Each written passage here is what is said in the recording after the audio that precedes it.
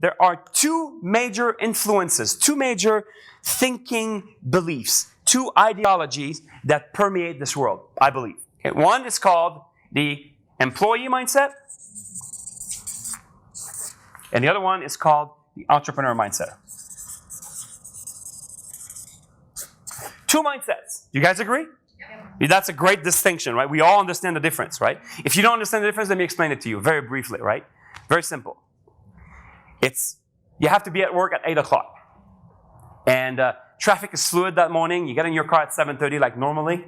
But instead of getting to work at 5 to 8, you get to work at 15 to 8. Quarter to 8, you're at work. You're an entrepreneur. What do? Well, you start working at quarter to 8, right? You're an employee. What do? You go across the street, you get a coffee, and you wait until 8 o'clock. Is one right, one wrong? No. They're two different mindsets. Two different mindsets. Now, I don't know who you are, but I hope you're the one that starts working at quarter to 8. I hope you are, because you need to be that person to be successful, I swear to you. If you want to be an entrepreneur, because everyone in this room said they wanted to be an entrepreneur. If you want to be an entrepreneur, you better be that person. We don't work for money. We work for results. You should all write it down. Entrepreneurs don't work for money. They work for results. Our work is not time-bound. It's result-bound. Is that true? Thank you for that beautiful smile. She's like, yes.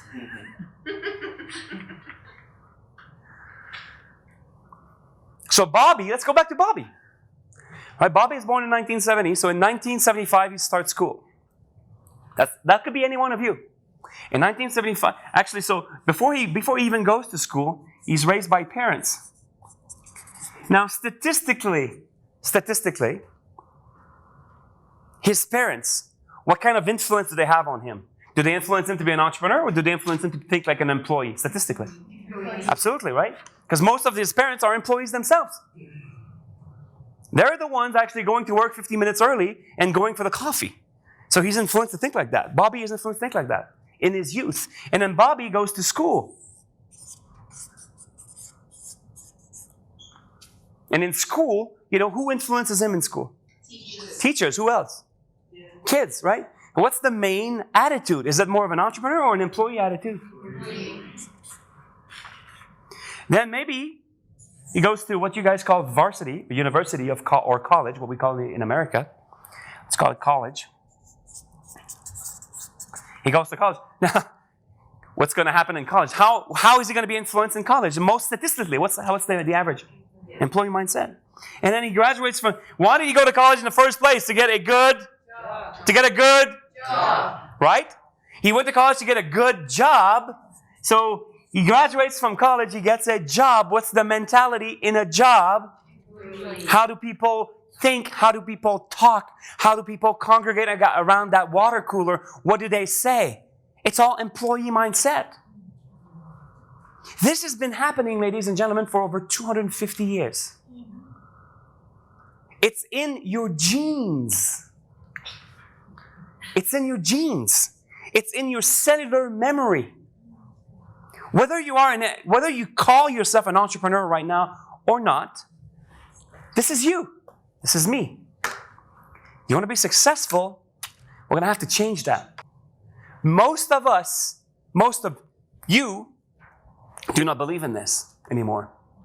So at some point, Bobby, well actually now his name's probably like Robert, right? Because he's like 25, 30 years old. At some point, Robert decides to veer off. He says, that path here, not going to happen. I'm going to start myself one nice looking business. Right? I'm going to start myself one nice looking business. What's the problem? Can you repeat that, Norman? He's got the employee mindset. What's that? What did you say? He's setting himself up for failure. And you go back to the statistics. 95% of businesses will not make it. Is that why? It could be why. I don't know. Could be why. Because most people operate a business with the mindset of an employee.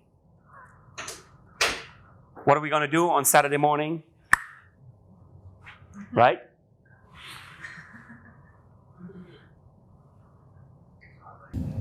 Every one of you is here because you want to know how. I'd like to know how. Excuse me, Coach Marco. I'd like to know how to be more successful. Marco, how? How? You know who's asking how? Excuse me, boss. How do I do it, boss?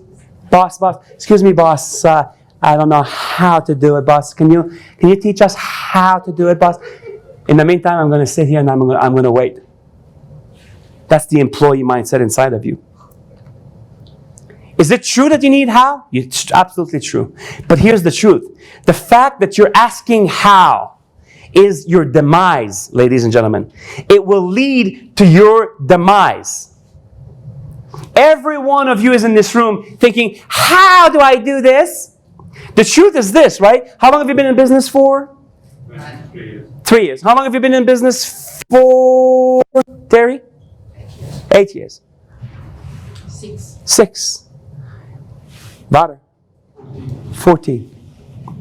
The truth is that in those 3, 6, 14, 7 years, don't tell me you could not have figured out how. That how that I'm going to teach you here is actually in many, many different books. Why didn't you go to the library 3 weeks ago and buy that freaking book and figure it out? Why?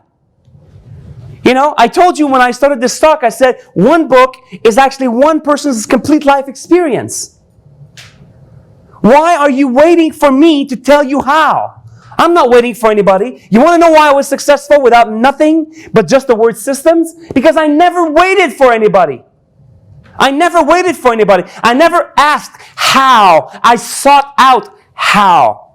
I never said, excuse me, boss, how do I do it, boss? That's the little mindset inside of you, ladies and gentlemen. This is what's actually going to kill your business. Stop asking how. My second breakthrough today for you is for you to understand that you are as smart as me. You are all just as smart as me. You are just as smart as me. You are just as smart as the leaders, the political leaders, the religious leaders. All your leaders, you're just as smart as those people. Maybe it's time you wake up to that realization. And instead of being that little person inside of you who's constantly saying, excuse me, but I don't know how. I'm not sure if I'm worthwhile. That you step up and you say, this is my life. This is my business. And if I don't make it, my kids are not going to make it. If I don't make it, my clients are not going to make it. My life standards are going to be lowered. Stop asking how. You know as much as I do.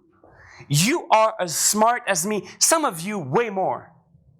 Way more. But you've been trained. You've been conditioned to be slaves.